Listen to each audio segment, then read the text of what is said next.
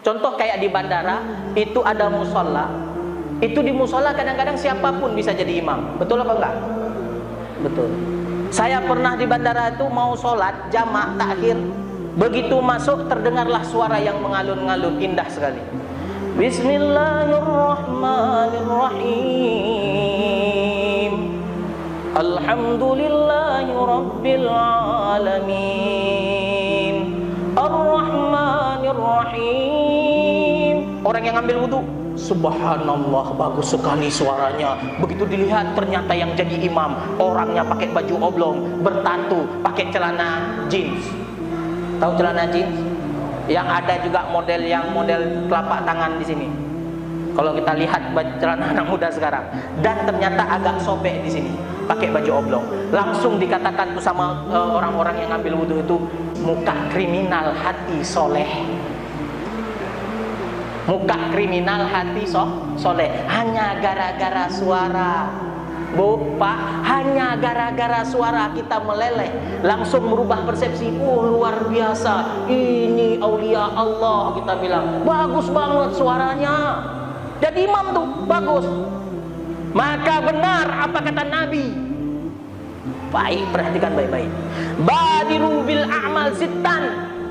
Persiapkan diri kalian, banyakkan amal kalau 6 perkara ini sudah terjadi, dan ini sudah terjadi. Salah satunya wa nashwun yattakhidunal qur'ana mazamir. Nanti akan datang satu kader yang baca Quran cuman dijadikan seruling, hanya menjadi penghibur telinga. Bukan gak bagus punya memiliki suara indah, mantap. Tapi yang jadi masalah di ujung hadis, mereka mengambil ayat Allah untuk dinyanyikan. Bukan itu poinnya. Poinnya di akhir. Wa in kana aqalluhum fiqhan.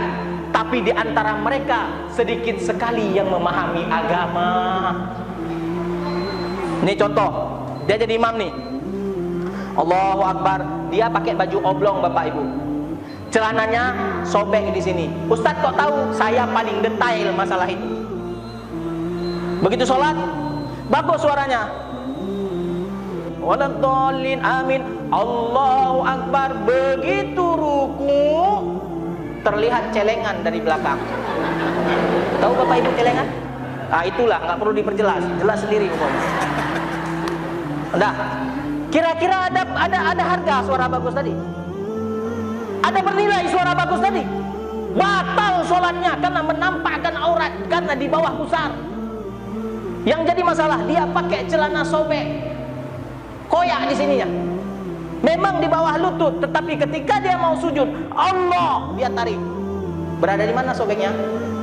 Di atas lututnya. Sah nggak sholatnya? Enggak. Ada harga itu suara bagus? Bernilaikah suara bagus? Kenapa penilaian masyarakat kita saat ini udah begitu? Bagaimana dia mau menghargai orang lain sedangkan di hadapan Allah dia tidak tahu malu? Kenapa saya mengatakan demikian? Karena sudah sering saya lihat orang seolah-olah tidak peduli lagi pakai ini. Jadi imam silahkan ya, nggak pakai ini pun nggak apa-apa katanya. Bukan dari sini letak keimanan. La haula wala quwata illa billah. Bapak ibu terutama, ibu mau suaminya selamat. Kalau mau suaminya selamat, pergi kemana-mana suruh pakai songkok. Insya Allah aman tuh bapak. Kalau bapak pakai songkok mau ke diskotik, pasti ditahan sama satpam depannya. Maaf pak, masjid sebelah sana. Nggak akan dikasih masuk di diskotik. Dan saya sudah pengalaman waktu naik kereta menuju Cirebon. Waktu naik kereta menuju Cirebon, saya duduk depan kereta. Tiba-tiba ada perempuan yang cantik, aduhai. Pakai roknya, aduh ya Allah. Bu, segini bu. Nggak bisa lihat bu, segini bu, bayangin aja. Nggak usah bayangin kali. Duduknya di hadapan saya. Duduknya di hadapan saya, begini duduk. Saya dengan menggunakan baju jas dan songkok warna hitam. Ala-ala NU. Bapak-bapak, coba bayangkan kita duduk berhadapan, ada wanita cantik pakai baju seksi, roknya rok mini. Kira-kira bagaimana perasaan bapak?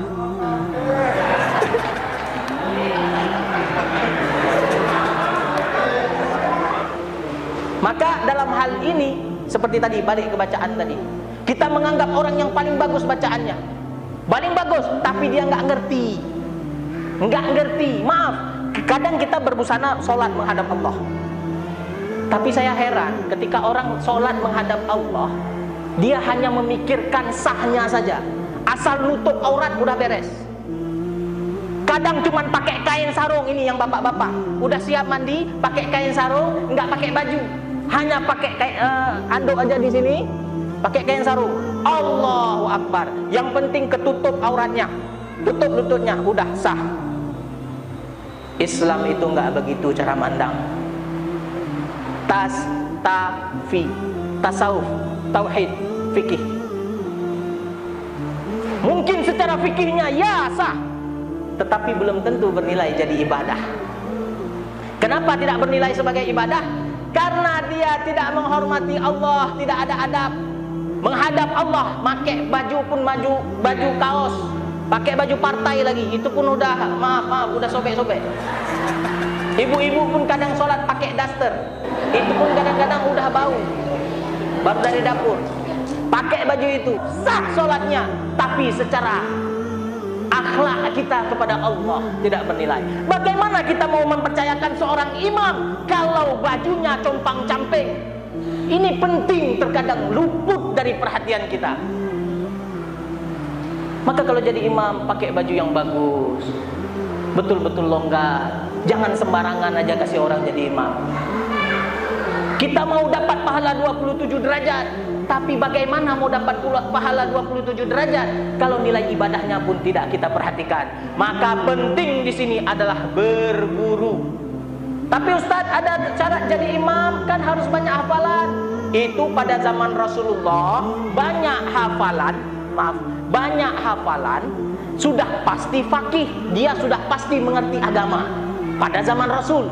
Tapi begitu pada masa para 4 mazhab Imam Syafi'i, dilihat ada yang hafal Quran, ada yang cuma paham hukum agama. Maka dalam mazhab Syafi'i yang berhak menjadi imam adalah orang yang paling paham hukum agama.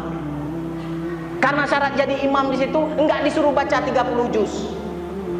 Begitu Allahu Akbar ditarik alif lam mim, orang langsung bubar. Enggak ada yang baca panjang-panjang begitu. Apalagi kita begitu dibaca sabbihisma rabbikal a'la aja udah begini-begini. Udah bergoyang kita.